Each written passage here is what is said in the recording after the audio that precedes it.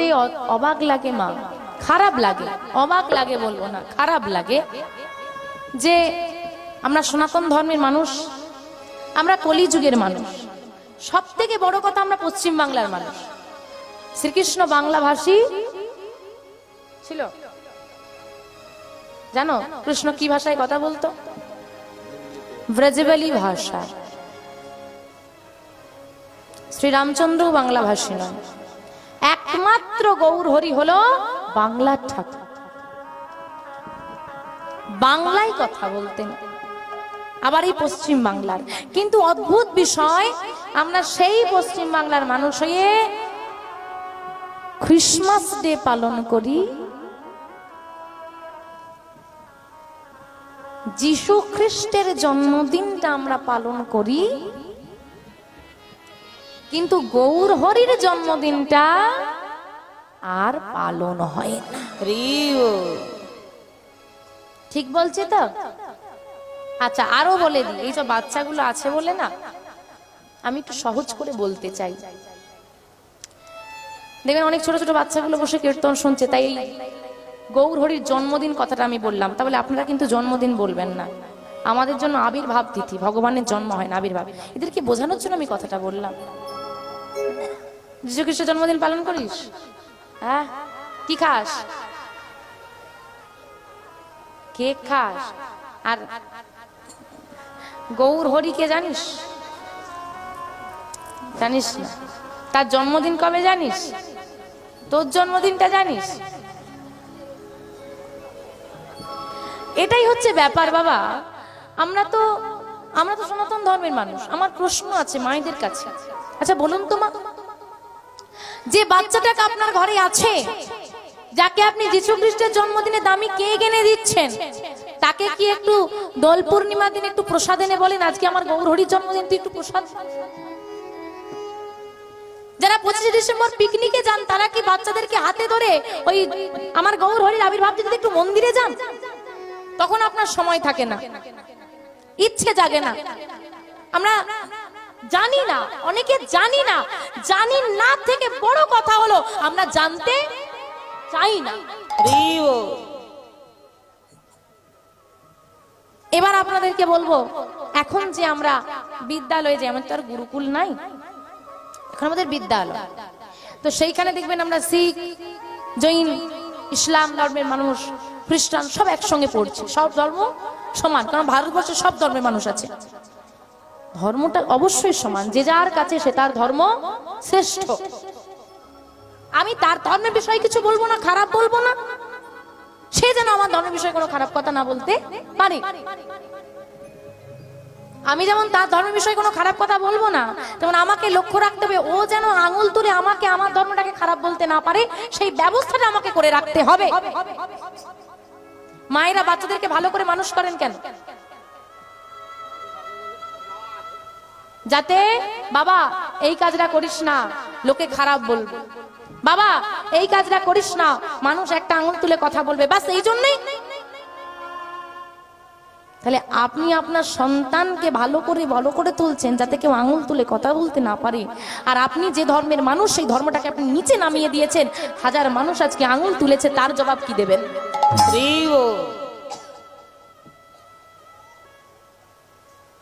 এখনো এত কীর্তন হয়, এত কীর্তনী আছে, প্রায় সকলেই এখন বলে যে তোমরা মানো মানো মানো, কিন্তু তবুও এখন আমি দাঁড়িয়ে বলবো এখনো এমন কিছু বাড়ি আছে, এখনো কিছু সনাতন ধর্মে কিছু মানুষ আছে যারা দোল পূর্ণিমা তিথিতে,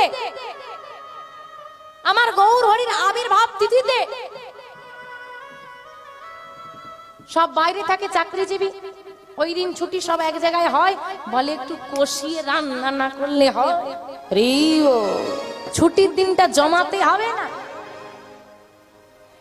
কি? নেই তোমাদের গ্রামে? নেই? আছে তো।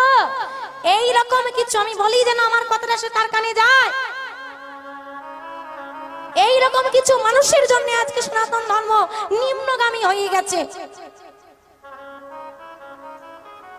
মানি না আমরা। মানো, শোনো, ভাবো, মানতে হবে, করতে হবে।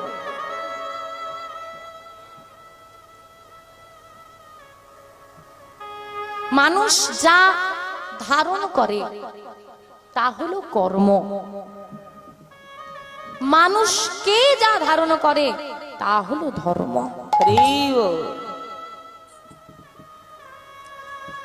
এই যেমন দিদি ভাইরা এসে আমায় বরণ করে গেল, আমি যখন সেখান থেকে বেরোচ্ছি কমিটির বাবারা বলে দিচ্ছে এই তোরা দুজন ওখানে থাকবি, এই কাজটা করবি। তা তারা দুজন যদি না আসতো এই কাজটা হতো, ওরা করলো কাজটা হলো, তাহলে কর্মটা ওদের দ্বারা হলো। তাহলে ওরা যেটাকে ধারণ করেছে সেটা কর্ম, কিন্তু ওদেরকে যে এটা ধার্মিক কর্ম, সৎকর্ম। তুমি আজকে কীর্তন শুনতে এসেছো, তুমি না এলে তোমার জায়গাটা ফাঁকা থাকতো। তুমি যেটা ধারণ করে এসেছো এটা তোমার কর্ম, আর যে তোমাকে নিয়ে এসেছে এটা তোমার ধর্ম। তাহলে মানুষ যেটা ধারণ করছে সেটা কর্ম, আর মানুষকে যে ধারণ করেছে, তোমাকে যে পাঠিয়েছে সেটা তোমার ধর্ম। যেমন তুমি না করলে কর্ম হবে না, তেমন ধর্ম না থাকলে তুমিও থাকবে না, নিশ্চিহ্ন হয়ে যাবে। তাই চরণ ধরে নিবেদন করে যাই, নিজেরা করো আর নিজেদের সন্তানদেরকে করাও। আমি এখানে দাঁড়িয়ে বলছি, সময়ের বিভেদ। আমি এখানে এসে বহু মানুষকে দেখলাম ভগবানের সেবা দিচ্ছে, কিন্তু গলায় তুলসীর মালা নাই। কেন নাই? প্রশ্ন। লজ্জা করে, তাই তো? হ্যাঁ কি না? কি গো, লজ্জা করে বলে করোনি তো? না বাড়িতে পড়াইনি, বাড়িতে নেই, বাচ্চাগুলোর কথা ছেড়ে দাও। তোমাদের লজ্জা করে? আরে বাবা, কেন এখনকার সময় দাঁড়িয়ে সব ভাবছো? লোক টায়ার, লরির টায়ার খুলে কানে পড়ছে, তার লজ্জা করেনি? ছেঁড়া ছুড়ে পোশাক পরে বাইরে বেরিয়ে পড়েছে, দিদি ছেঁড়া, বলে এটা ফ্যাশন।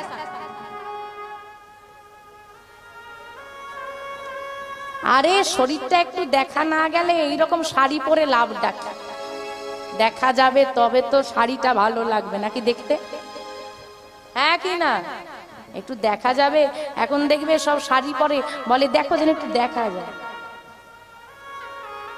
পোশাক পরে ঢাকা দেওয়ার জন্য এমন এমন পোশাক পরতো যেন দেখা যায় তবে পরতো। তাতে যদি লজ্জা না করে, তোমার গলায় একটি তুলসীর মালা নিতে কিসের লজ্জা? হ্যাঁ, লজ্জা করো না। লজ্জা, ঘৃণা, ভয় দিন থাকতে নয়, এটা বলাও এখন সমস্যার। বলে আমার দিন আছে বলেই তো ছোট পোশাক পরি, ওই জন্য লজ্জা নেই। এ তো বলেই দিয়েছে লজ্জা, ঘৃণা, ভয় দিন থাকতে না, তাই লজ্জা করার দরকার নেই। কোথায়? জগৎকে লজ্জা করো, ভগবানের কাছে লজ্জা করো না। যখন গোপীরা ভগবান শ্রীকৃষ্ণ বাঁশি বাজিয়েছিল, কেউ পোশাক পরেছে, কেউ পরেনি। কেউ আলতা পরেছে এক পাই, কেউ পরেনি। কেউ এক চোখে কাজল দিয়েছে, কেউ যায়নি। কেউ চুলটা কুড়িয়েছে, কেউ কোড়ায়নি। এই অবস্থায় ছুটে গিয়েছিল। সেটা কার জন্য গিয়েছিল? ভগবানের জন্য। তা বলে কি অন্য কোনো মানুষ ডাকলে ওই অবস্থায় ছুটে চলে যাবে? যাবে না নিশ্চয়ই। তাই ভগবানের কাছে লজ্জা করো না, জগৎকে লজ্জা করো। ভগবানের সেবায় যেতে, ভগবানের সেবা করতে লজ্জা করো না। তাই প্রত্যেককে বলবো, মা নিজেরা গুরুচরণ আশ্রয় করেছেন, তুলসীর মালা পরুন এবং ছোট ছোট যে সমস্ত বাচ্চারা আছে তাদের গলায় পরিয়ে দিন। পড়ো, দেখবে এমন সুন্দর একটা বিষয় হবে না। এখন করতে প্রথম প্রথম খুব লজ্জা করবে, কিন্তু ভুল কাজটা মায়েদের কি হয়, এরকম অনেক মায়েরা আছে যারা তুলসীর মালা পরেছিল, কেউ বলেছে ইস এই বয়সে ভাল লাগছে না একদম, বলেছে তো খুলে দিয়েছেন তো। আছে তো এরকম অনেকে। তোমাদের মাথায় এটুকু বস্তুটা ঢোকে না কেন? এটা সহজ বস্তু। আমি দেখে বলছি মা, আমি তো শুনেছি, বিভিন্ন জায়গায় যাই, মানুষের কথা শুনে আপনাদেরকে বলছি। কি হয় আপনার আড়ালে আপনি জানেন না, আমার আড়ালে কি হয় আমি জানি। আমি চলে যাওয়ার পর তোমরা জানো, তখন তোমাদের আড়ালে কি হয় আমি ওই বসে বসে জানতে পারি। যে তুলসীর মালা পরেছে, একজন টোন করেছে, খুলে দিয়েছে, সে আবার পাশের জনকে বলছে এই লোক দেখানো বাবাজি হয়েছিল বলতেই খুলে দিলে। বেশি হাসির পাত্র হয়ে গেলে ওই উপেক্ষা করো, উপেক্ষা করে দাও। বলছে ঠিক আছে, দেখবে একদিন হবে না, একদিন বলবে, দুদিন বলবে, 3 দিন বলবে, 4 দিন বলবে, 1 বছর বলবে। ঠিক আর 1 বছর পর যখন সে বাড়িতে বৈষ্ণব সেবা দেবে, তোমাকেই চরণ ধরে প্রণাম করে নিয়ে যাবে। নিতাই গৌর হরি হরি। এটাই ভগবানের কৃপা। একটু ধৈর্য ধরো, অপেক্ষা করো। তাই নিত্যানন্দ ত্রয়োদশী সবাই মিলে পালন করবে মা, বলে গেলাম। আজকে হারাই পণ্ডিত পদ্মাবতী মায়ের বহুদিনের সংসার, কিন্তু সন্তান আদি নাই। পদ্মাবতী মা গোবিন্দের কাছে কাঁদে, বলে হে গোবিন্দ, আমি নিজের জন্য কোনোদিন চাইনি, ঘরে এত অভাব, পর্ণকুটিরে থাকি, তবু কোনোদিন কিছু জানাইনি তোমায়। আজ জানাচ্ছি, নারী জাতি ধন্য, নারী জাতির জীবন সেদিন ধন্য হবে, মা ডাক যেদিন শুনবে। কিন্তু আমার কোল আলো করে কোনো সন্তান এলো না। হে গোবিন্দ, কৃপা করো, তোমার সেবার জন্য আমায় একটি সন্তান দাও, যেন তোমার সেবা সে করতে পারে। দেখিতে দেখিতে মায়ের কৃপা যে হইল, আর গোবিন্দের কৃপায় মা গর্ভবতী হইল। নিতাই গৌর হরি হরি হরি বল।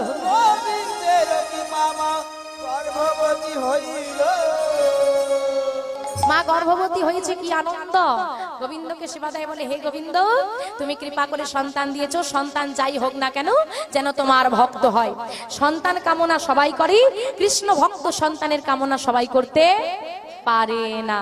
দেখতে দেখতে দিন কাটতে লাগলো, আর কি হলো গো, যেই না 10 মাস 10 দিন পূরণ হলো, আজ শুভ দিনে শুভক্ষণে জনম লভিল।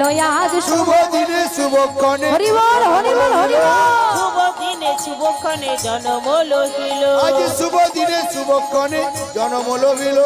পদ্মাবতী মায়ের কোলে সন্তান আসিল, পদ্মাবতী মায়ের কোলে সন্তান আসিল, পদ্মাবতী মায়ের কোলে সন্তান আসিল, পদ্মাবতী মায়ের কোলে সন্তান আসিল। নানা আনন্দ আর ধরে না, আনন্দ আর ধরে না, আনন্দ আর ধরে না, ধরে না।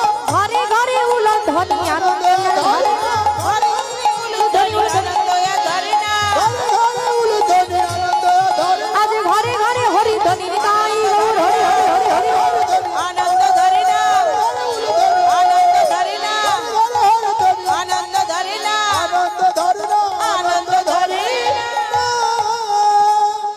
পদ্মা দিদির একটা সুন্দর ছেলে হয়েছে, খবর পেয়েছো? হ্যাঁ গো, একে বহু বছর পর সন্তান হয়েছে আনন্দের, তার উপর পুত্র সন্তান হয়েছে আরো আনন্দের, তার উপর ছেলেটার এত সুন্দর দেখতে না, তোমার দেখলেই চোখটা আটকে যাবে। তা দেখতে যাবে? দেখি চলো তো সবাই মিলে একটু দেখে আসি। সবাই মিলে বদনে নাম গাইতে গাইতে চলো একটু দেখে আসি। জয় গুরু গৌরাঙ্গ শ্রী রাধা মাধব ব্রহ্ম নারায়ণ হরে কৃষ্ণ না। জয় গুরু গৌরাঙ্গ শ্রী রাধা মাধব ব্রহ্ম নারায়ণ হরে কৃষ্ণ না। জয় গুরু গৌরাঙ্গ শ্রী রাধা মাধব ব্রহ্ম নারায়ণ হরে কৃষ্ণ না। জয় গুরু গৌরাঙ্গ শ্রী রাধা মাধব ব্রহ্ম নারায়ণ হরে কৃষ্ণ না। হরে কৃষ্ণ নামে তোমরা লহয়া বিরাম, হরে কৃষ্ণ নামে তোমরা জপয়া বিরাম, হরে কৃষ্ণ নাম তোমরা লহ বিরাম, হরে কৃষ্ণ নাম তোমরা জপয়া বিরাম, হরে কৃষ্ণ নাম তোমরা লহ বিরাম, হরে কৃষ্ণ নাম তোমরা জপ বিরাম। জয় গুরু গৌরাঙ্গ শ্রী রাধা মাধব ব্রহ্ম নারায়ণ হরে কৃষ্ণ না। জয় গুরু গৌরাঙ্গ শ্রী রাধা মাধব ব্রহ্ম নারায়ণ হরে কৃষ্ণ নাম। জয় গুরু গৌরাঙ্গ শ্রী রাধা মাধব ব্রহ্ম নারায়ণ হরে কৃষ্ণ নাম। এখন সবাই এলে দেখলে ছেলেটাকে, হ্যাঁ কত সুন্দর দেখতে হয়েছে বলো তো। এখন কার মতো দেখতে হয়েছে গো? শিব ঠাকুরের মতো। ওমা কার মতো দেখতে হয়েছে গো? আরে বাবার মতো। বাবার মতো না? মায়েরা কি ক কিছু বলবে না? বাবার মতোই হয়েছে। হ্যাঁ গো, দেবতাদের মধ্যে সব থেকে সুন্দর দেখতে কাকে গো? শ্যাম্পু করে না তো, সারা মাথায় জটা ফটা নিয়ে ছাই বর্ষা মেঘে বসে থাকে, সুন্দর দেখতে বলে? সে যে গুজে থাকবে তবে না সুন্দর। হ্যাঁ গো তোমরা বলো তো। কৃষ্ণ কৃষ্ণ কি কালো, কৃষ্ণ ছেলেটাকে দেখতে ভালো, কি কালো কি কালো, বাবারি বাবারি বাবা, কালো ভালো? এই কালো জগতের আলো। কালো ভালো? কি বলছে কালো ভালো? শোনো বাবা শোনো, মানে কিভাবে পাল্টে যেতে হয় না, মেয়েদের থেকে শিখে নি। যে এখন বলছে কালো খুব ভালো, সেই বাবাকে বলেছিল বিয়ের সময়, বাবা ছেলেটা কালো চলবে না, অন্যটা দেখো। এখন হয়ে গেছে আর ভালো না বলে কাজ। হরি বল হরি বল। দেখো মা, যখন কাউকে দেখতে সুন্দর হয়, তোমরাই কথাটা বলো, মুখটা কার মতো? কার মতো? চাঁদ পানা মুখ। বাহ, তাহলে সুন্দর। দেবতাদের মধ্যে সব থেকে সুন্দর হলো চন্দ্র দেবতা। কৃষ্ণ তো ভগবান, ওটা হবে না, দেবতা না, কৃষ্ণ ভগবান। তো বলছি আজকে এই যে ছেলেটা জন্ম নিয়েছে, দেবতাদের মধ্যে সব থেকে সুন্দর দেখতে চন্দ্র দেবতা, আজকে চাঁদ ও লজ্জায় মুখ লুকায়। ভেবে দেখো রূপটা কি রকম, অপরূপ সুন্দর। সবাই যখন আসছে তাকে দর্শন করছে, সবাই বলছে সুন্দর সুন্দর। মা কি করেছে, শাড়ির আঁচলটা দিয়ে ঘিরে দিয়েছে। পদকর্তা এক পাশে দাঁড়িয়ে হাসতে হাসতে বলছে, ও মা, যে কিনা জগৎবাসীর দাঁড়ে দাঁড়ে ঘুরবে বলে এলো, তাকে তুমি আঁচল দিয়ে ঘিরে রাখো। এই হলো মা। সন্তান যত জ্ঞানী হোক না কেন মায়ের কাছে বোকা, আর সন্তান যত বড়ই হোক না কেন মায়ের কাছে ছোট্ট খোকা। যাকগে, এসেই যখন পড়েছো, একটা সুন্দর দেখে নাম রেখে যাও। কি নাম রাখবে? সন্টু। সন্টু, আরে শর্ট নাম, শর্ট নাম। ছোট নামই রাখো না, একটা ভালো নাম রাখো। মায়েরা বলো বলো, দেরি হচ্ছে, তাড়াতাড়ি বলো। পাপাই। পাপাই একদম ছোট্ট নাম। পা ভাই, পা ভাই নাম বলেছে দেখছে একটা। আগে ডাকতো, নাম রাখতো গৌর, গোপাল, কৃষ্ণ, মধুসূদন, নারায়ণ। এই মধুসূদন এদিকে আয়। ভগবানকে ডাকা হচ্ছে, এখন ভগবানকে বাদ দিয়ে বলছে পাপাই। পা ভাই, পা ভাই। আর ভগবানকে ডাকছে না, পাপকে ডাকছে। তাহলে বলো উদ্ধারটা কি করে হবে? যখন আমাদের বাড়িতে কোনো আদরের সন্তান আসে, আমরা তাদের নাম রাখি হিরে, মানিক, সোনা, রতন, মণি, নাম রাখি না? কারণ রতন যেমন মূল্যবান, সন্তানটা আমার কাছে মূল্যবান, এই হিসেবে মূল্যবান রত্নের নামে নামকরণ করা হয়। আজকে হারাই পণ্ডিত পদ্মাবতী মায়ের মনে এত আনন্দ হয়েছে, দামি গ্রহরত্নের নামে আর নাম নয়, এই দামি গ্রহরত্ন ধন সম্পদের যিনি পরিচালক, তার নামে নাম রাখা হয়েছে। কি নাম? কে পরিচালক গো ধন সম্পত্তির? তোমার যে ঘরে টাকা পয়সা সোনা দানা ধন সম্পত্তি আছে, তার পরিচালক কে? হ্যাঁ, কুবের। ছেলেটার নাম রাখা হলো কুবের। কারো বাড়িতে যদি কুবেরের মাথা ঠান্ডা রাখতে পেরেছো, কোনোদিন সম্পদের অভাব হবে না। কুবের নাম রাখা হলো ছেলেটার। দেখতে দেখতে কুবের বড় হচ্ছে, বয়স হয়েছে 12 বছর। 12 বছরের কুবের ভগবানের নাম গাইতে এবং শুনতে, সাধু সঙ্গ করতে, নগরে ঘুরে ঘুরে নাম গাইতে বড় ভালোবাসা। যেখানে অন্য আর 5টা বাচ্চা ডুগডুগি বাজিয়ে খেলা দেখালে সেখানে গিয়ে ভিড় করে, কিন্তু কুবের সেখানে না গিয়ে সাধু বৈষ্ণবরা নাম গাইলে তাদের সঙ্গে গিয়ে সঙ্গ দেয়, তাদের সঙ্গে নৃত্য করে। কিন্তু ছেলের এই রূপ আচার আচরণ মায়ের মোটেই ভালো লাগে না। এইটুকু বয়স থেকে কি এত ভক্ত? এটা মায়ের ভালো লাগে না, পিতার ভালো লাগে। তো দেখতে দেখতে আজকে কুবের প্রভাতকালে উঠে বনমাঝে খেলা করতে গেছে, আর সখাদেরকে নিয়ে বলছে, এই এই কুবের, তাড়াতাড়ি আয়, তাড়াতাড়ি আয়, তাড়াতাড়ি আয়। তুই আজকে দেরি করে ফেললি তো, দেখ অনেক বেলা হয়ে গেছে, আর বেশি দেরি করিস না। সবাই মিলে যখন আমরা এক জায়গায় হয়ে গেছি, খেলাটা শুরু কর। আজকে কুবের কি খেলবি? বলে কাল কৃষ্ণ লীলা খেলেছি, আজকে রামলীলা খেলবো। তা রামলীলায় কে কি সাজবি? এই কে কি সাজবি বল?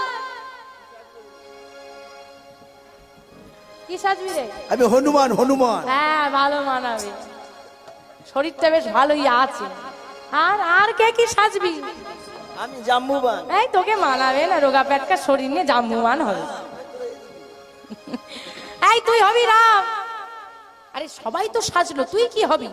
কেন? কাল কৃষ্ণ লীলায় আমি বলরাম সেজেছি, আজকে রামলীলায় আমি লক্ষণ সাজব। আজকে কুবের নিজে লক্ষণ সেজে বনমালা গেঁথেছে, বনমালা গেঁথে শ্রী রামচন্দ্রের গলায় দিয়েছে। যে রাম সেজেছে তার গলায় দিয়ে দিয়েছে, আর তার চরণ কাছে বসে বসে চরণ সেবা করছে, আর সবাই মিলে খেলা করছে। আর কুবের বদনে গাইছে, রঘুপতি রাঘব রাজা রাম পতিত পাবন সীতারাম। তাই গৌর হরি হরি হরি বল। রাজা রাম পতিত পাবন সীতারাম। রঘুপতি রাঘব রাজা রাম পতিত পাবন সীতারাম। জয় জয় রঘুপতি রাঘব রাজা রাম পতিত পাবন সীতারাম। রাজা রাম পতিত পাবন সীতারাম। রাজা রাম পতিত পাবন সীতারাম। রাজা রাম পতিত পাবন সীতারাম। জয় জয় রঘুপতি রাঘব রাজা রাম পতিত পাবন সীতারাম। জয় জয় রঘুপতি রাঘব রাজা রাম হরি হরি হরি হরি। পতিত পাবন সীতারাম। রঘুপতি রাঘব রাজা রাম পতিত পাবন সীতারাম।